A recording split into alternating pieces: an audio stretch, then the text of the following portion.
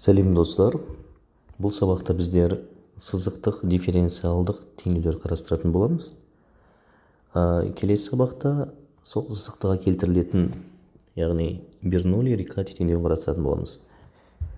Енді жалпы қандай теңдеуді біздер дифференциалдық, яғни қарапайым дифференциалдық теңдеулер курсында бірінші реті сызықтық бейбіртекті теңдеу деп атаймыз. Оның түрі мынандай екен. Y-тің штрихы қосылған мысалы p от x y, то есть бір функцияға тең бір q от x болсын дейік. Міне бұл теңдеу бізде бірінші ретті сызықты бейбіртекті, яғни біртекті емес деген сөз, жай дифференциалдық теңдеу болып табылады. Яғни мынау теңдеуде байқасаңыздар, маңыздысы ол y-тің штрихы мен y-тің орналасуы. Яғни y-тің штрихының алдында бізде еш нәрсе болмау керек бірден басқа, және y-тің бір дәрежесі сол теңдіктің сол жағында болу керек, сол y штрих бар жақта, ал оң жақта бос мүше, мынау q от x деген бос мүше.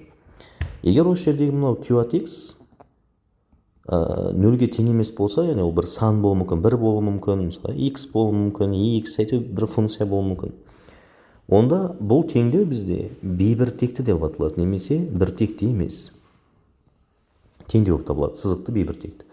Ал егер q от x нөлге тең болса, енді ол түсінікті теңдеуіміз біртекті болып табылады.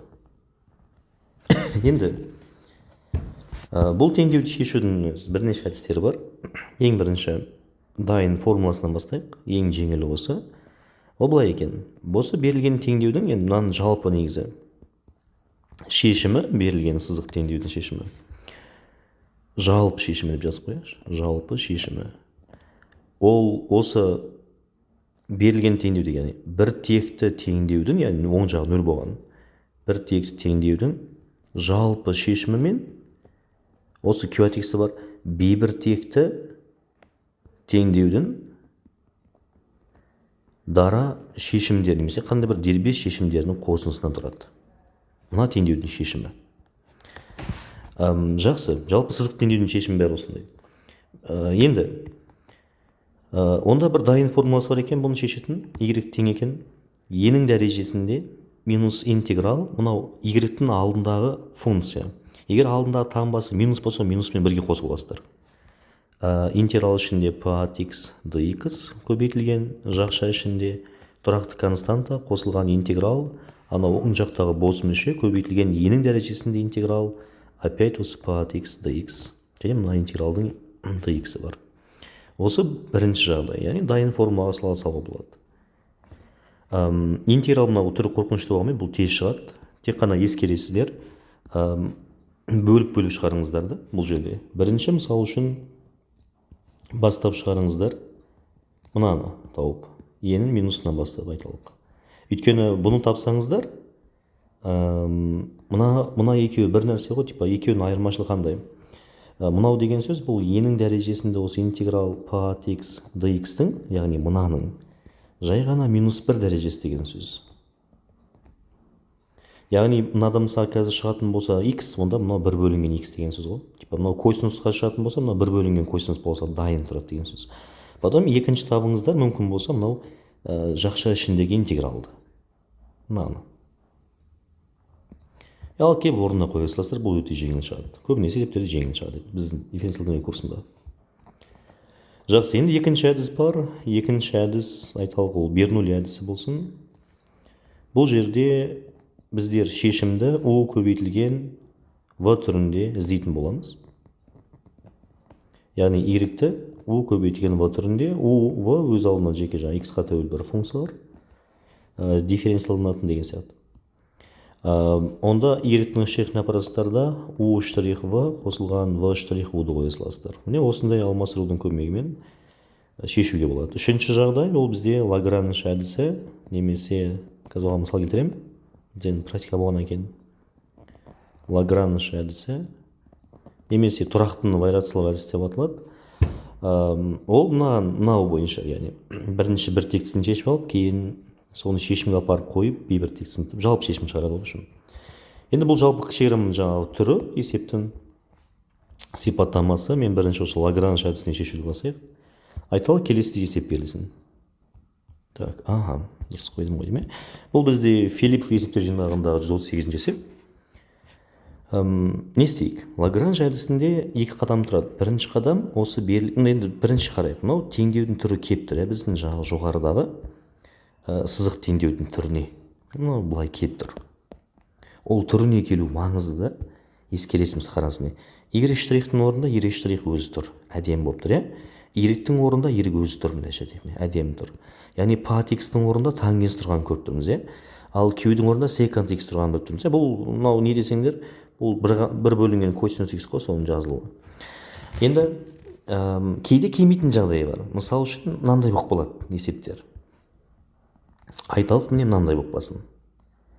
Мына түр екеуі ұқсамайды, келмейді. Соны келтіреміз, өзіміз жасаймыз. Не істейміз? Мысалы, Y штрихтің алдында жаңа айттық ештеңе жоқ, бірден басқа. Сол үшін алдында x-тің квадраты артық қой. Соған бөліп тастайсыздар, мысалы үшін. Онда не шығады? Y-тің штрихі қосылған 1 бөлінген x көбейтілген y плюс 1 бөлінген x-тің квадраты тең 0 шығады, Енді қарайсыздар.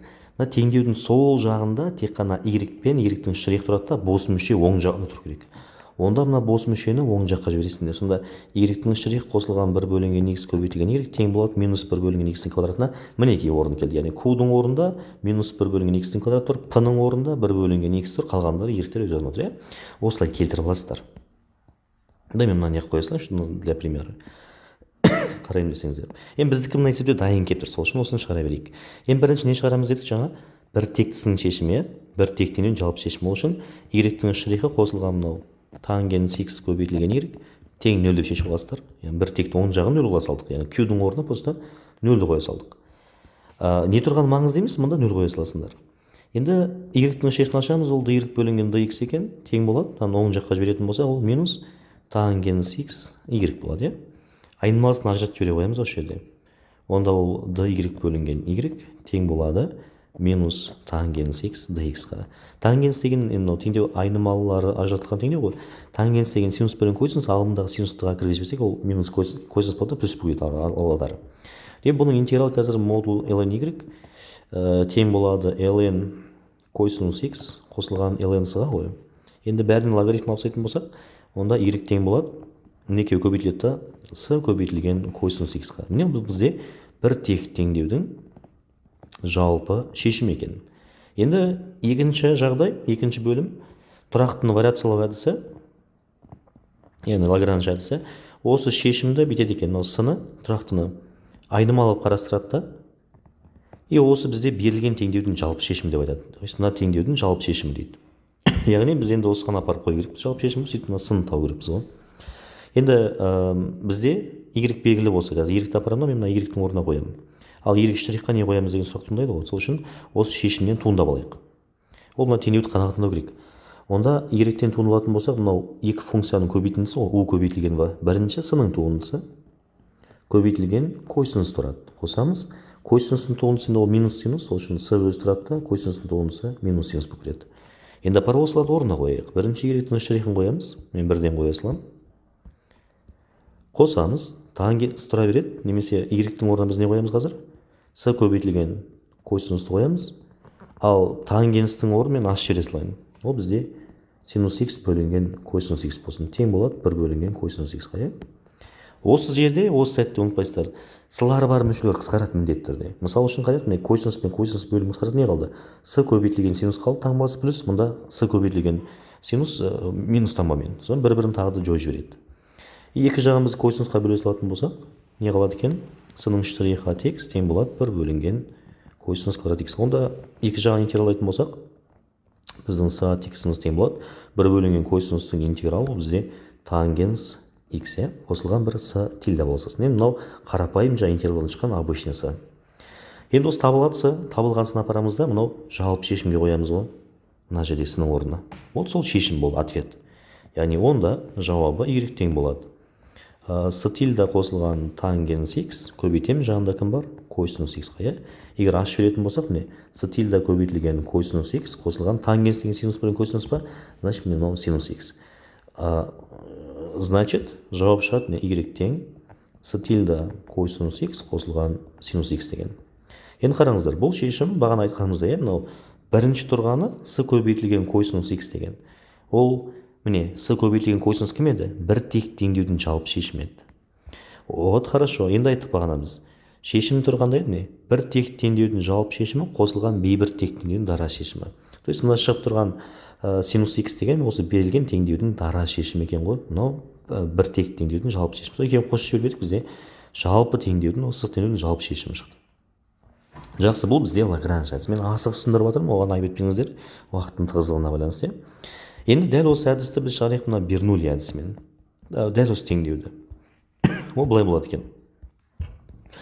Бернулли екінші әдіс еді ғой, y-ті аласыздар u көбейтілген v деп, ал y-тің штрихін аласыздар u штрих v плюс v штрих u деп, апарып орнына қоя саламыз. Y-тің штрихін мыңға қоямыз.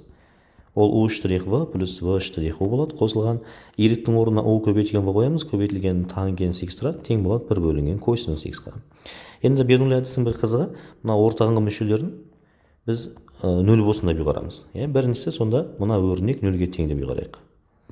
Бұл жерде ортақ көбейткіш бар емес па? Ортақ көбейткіш u, 0-ге тең болса, міне u бар, міне u бар. U-ды қысқартып жібере салайық, сонда v-ның штрихі қосылған v көбейтілген тангенс x тең 0 деген шығады. Ал v бізде кімге тәуелдеді? V бізде x-қа тәуелдеді ғой. Демек, ол бізде dv бөлінген dx деп ашылады да, мынаны оң жаққа жібере салатын болсақ, онда бұл тангенс x көбейтілген v. Яғни тағы да айнымалысын ажыратып жібере қоямыз. Бұдан шығады dv бөлінген v тең, мына мына қашқанда минуспен шығады, тангенс x dx бұл. Бұл теңдеу тағы да айнымалар ажыралған теңдеу, екі жағын интегралға жібересіз, сол кезде v тең болады кімге? Косинус x-қа, мынау дәл бағана жоғарыдағы интеграл короче, тек сын қоспайсыңдар.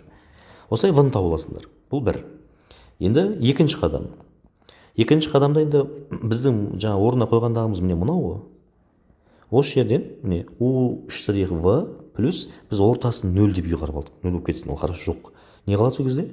Тең қалады, мына жақта 1 бөлінген косинус x-қа. Енді біз v-ны білеміз. V-ны апарамыз да орнына қоямыз. U-дың штрихі қалай ашылады? U-дың штрихі бізде ол du бөлінген dx деп ашылады. V-ның орнына кімді қоямыз? Косинус x қоямыз. Тең мына жақта 1 бөлінген косинус x бар. Енді екі жағын косинусқа бөлсеңіз, x dx-қа көбейтсең, то есть екі жағын көбейтеміз dx-қа, бөлеміз косинус x-қа, сонда du тең болады dx бөлінген косинус x. Яғни айнымасын ажыратты. Екі жағын интегралайтын болсақ, бізде u шығады екен. U-дың мәні ол тангенс x қосылған с тильда. Енді бізде шешім қандай еді? Бернулли айтты, шешіміне u көбейтілген v түрінде еді. Онда жазайық. Получается ответ. Y тең болады u көбейтілген v, яғни u деп отқан менде косинус x, ал v деп отқан с тильда қосылған тангенс x. Егер ашып беретін болсақ, дәл біздің мына жоғарыдағы шешім шығады, қайталанып. Бұл бізде Бернулли әдісі. Енді үшінші жаңа формулаға салып үйренейік, ол да дәл осылай тез шығады. Мен бірінші формуланы көшіріп алып келейін, өйткені маған әдейі жазып қойғам, алгоритм түсінікті болу үшін деп, қазір соны орнына қоя салатын боламыз. Бұнда маңызы тек қана интеграл мен туындыны дұрыс түсіну керек. Болды, ратай алгоритммен жұмыс істей бересіздер. Мысалы үшін мінекей. Формула бізде жоғарыда тұр екен. Біз бірінші мынаны есептеп бастайық. Ол бізде міне бірінші тұр. Ол не болады? Біз енді p-ның орны түсінікті тангенс тұрғандығы. Онда ол e-нің дәрежесінде минус интеграл тангенс x dx деген сөз. Тангенс интеграл бағана айтты, ол ln минус ln косинус, ол минустары плюс болып кетеді. Енді логарифмдер бірімен жойып жіберсек, онда бұдан не шығады? Косинус x шығады. Онда мынау неге тең болады? Интеграл q деген оң жақта не еді? Ол 1 бөлінген косинус еді. Көбейтесіз, мынадан қазір не шығады? Мынау егер косинус болса, мынау значит оған кері ғой, 1 бөлінген ғой. Яғни ол 1 бөлінген косинус шығады тағы да. dx. 1 бөлінген косинустың квадрат деген ол тангенс x емес па? Ол тангенс x. Болды, енді осы апарып орнына қоя саламыз. Мынау тең болып тұр бізде тангенс x-қа, мынау тең болып тұр косинусқа, сонда y тең болады екен косинус x қосылған тангенс x-қа. Бұл тағы да жауабымыз қайталанып шықты деген сөз. Яғни қандай әдіспен шығарсаңыз да жауаптары бірдей шығады екен бұл жағдайда. Жақсы, енді әзірге бір мысал келтірдім. Назарларыңызға рахмет, сау болыңыздар.